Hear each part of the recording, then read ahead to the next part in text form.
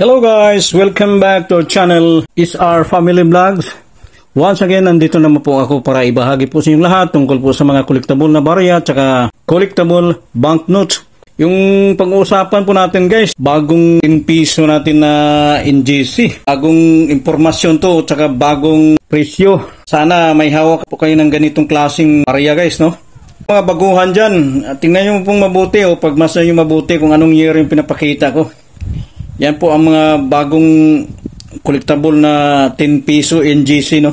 2020 guys, sana meron po kayong ganito kasi may bagong presyo na po ito sa mga collectors. Bihira lang ito pa makita ngayon guys. Kunti lang ginawa ni BSP ng ganitong klaseng year na 2020. Yan guys, oh, yung may hawak ng ganitong barya, keep nyo lang po, baka may biglang mag-offer dyan. May nabalitaan ako, may presyo na po ito pa 300 to 500 yung nakikita ko lang sa mga bagong namimili nitong klaseng barya.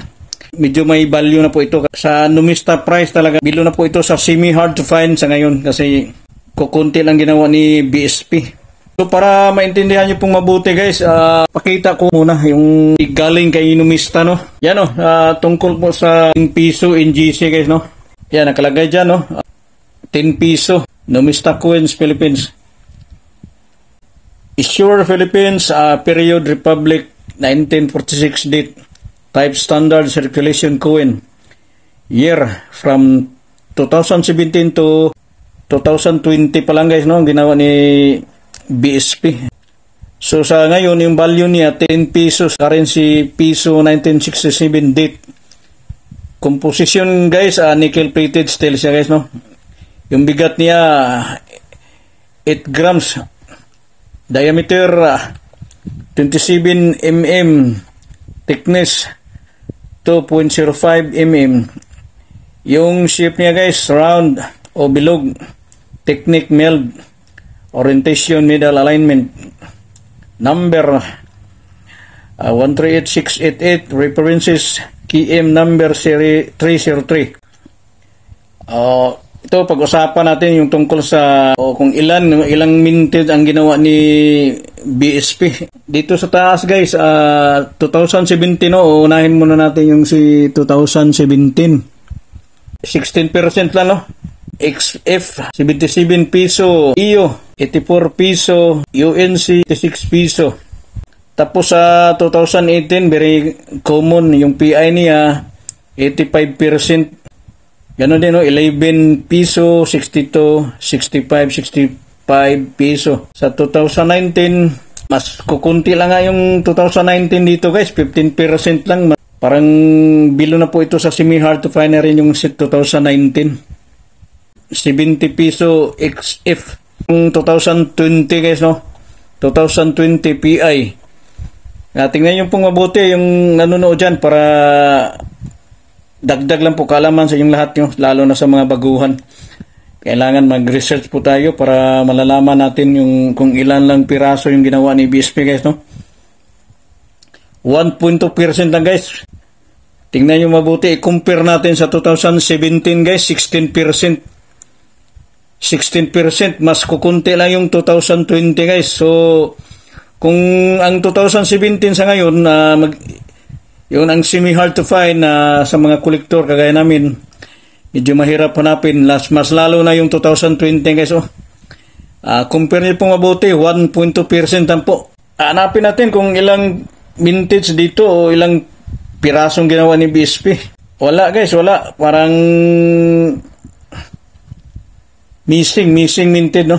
Missing mintage siya guys. Pero talagang kukunti lang talaga yung ginawa 2020. NGC 10 piso, 1.2% lang guys. Biruin mo guys, 1.2%. Samantala yung 2017 na medyo mahirap na hanapin, 16%.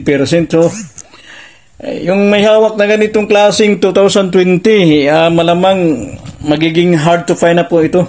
Kasi yung 2017, semi-hard to find eh. Jackpot na po ako guys, si SR, jackpot na po tayo. Kung sino mang may hawak ng ganitong klaseng barya, 2020, NGC.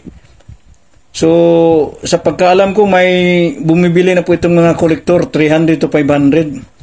So suggest ko lang, okay naman, agree ako sa presyo kasi alam na alam ng mga kolektor na talagang hira na ito hanapin. Nagre-research din po tayo, no? Yung mga kagaya namin ng mga kolektor, research namin para malalaman namin kung ilang mintage, ilang piraso yung ginawa. Yun nga lang, yung mintage missing dito, walang nakalagay kung ilang piraso. For example, mga 10 million, medyo kukunti lang pala itong 2020. 122,000 lang piraso. Jackpot na po si SR, no? Kasi may nahawakan namin. 8 piraso na ito nahawakan ni SR sa 2020, guys. Focus natin sa camera para talagang legit tayo, no? Ipapakita natin sa mga viewers, lalo na sa mga baguhang kolektor. Kahit hindi kolektor, basta araw-araw ko nang naghawak ng ganitong barya, dapat i-check nyo pong mabuti. Baka jackpot na po tayo. Kaya na yung pinakita ko kanina, 1.2% lang, no? Magiging semi-hard to find o hard to find na talaga to. 2020, guys, oh. Bali, 8 piraso yung nahan ko ngayon. Yan o, 2. 3 piraso. Stay tuned lang po, guys, no? Panoorin nyo pong mabuti para talagang pangdagdag kaalaman lang po sa mga baguhan, no? Palagi tayong sariwa yung pinapalabas ng SR. Palaging bagong impormasyon, bagong kaalaman. Yan o, 2020, puro 2020, no? Jackpot agad si SR. Kasi bagong-bagong labas lang, no? Sa ibang area to, wala pang nakahawak ng ganitong klaseng year na kagaya namin ng mga kolektor. Mahirap hanapin to, eh. Sana magiging hard to find ito kasi jackpot tayo, eh. Bali, 8 piraso, guys, no? Sa ngayon, guys, may binibili pa rin kami sa ganitong klaseng NGC, no? Panoorin niyo po mabuti. Ito, ipapakita ko po sa inyong lahat kung alin ang binibili ni SR sa ganitong klaseng year. Yan, o. 2020, 10 piso. Pero error kuhin po siya, guys, no? Hindi siya common. Pagmasa niyo po mabuti, yung pangalan ni Apolinario, guys, no? Yung sa Apolinario, yung PO, tsaka sa huling pangalan niya, no? Nagiging imbis O siya, nagiging U. Yan, error, guys. Apolinario Mabini, no? 10 piso. Basta tugma sa hinahanap ni SR, tsaka yung taon. Message na lang po kayo direkta kay SR, no? Family Vlogs. Sa FB namin. Anytime, nag-message po kayo doon para may bigyan namin ng tugon. So, sa mga common, wait lang po, no? Sa advice ni SR, ng ganitong common, kailangan error lang, guys, no? Error. Error lang muna. Yan, no? Di kasi malinaw kanina, eh. Yan. Tingnan nyo pong mabuti yung PO tsaka yung huling O sa Rio. Yung O nagiging IO na, no? Yan lang po, guys. Basta ganitong year, ganitong error, talagang binibili ni SR. Kasi mga bihira lang ito mahanap, eh. Yan, ganyan, guys. So, baka check nyo lang pong mabuti. Baka may hawak kayo ng ganito tapos tugma sa hinahanap namin, no? Yan lang, guys, no? Yan, talagang bibilhin ni SR na mataas. Talagang bibilhin ni SR.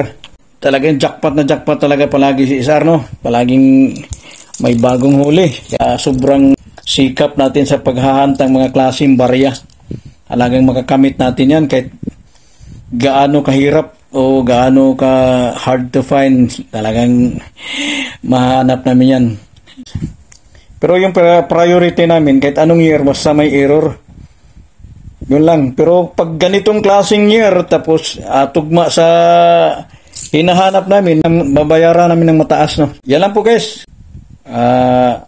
Maraming salamat sa walang sawang panonood sa channel namin, no? Talagang nagbibigay ng palaging bagong impormasyon sa lahat. Lalo na sa mga legendary collectors. Maraming salamat po sa patuloy nating paghahanap ng mga barya sa mga collectible na banknotes. So, yun lang. Maraming salamat po sa inyong lahat. Thank you. Thank you very much. Bye-bye.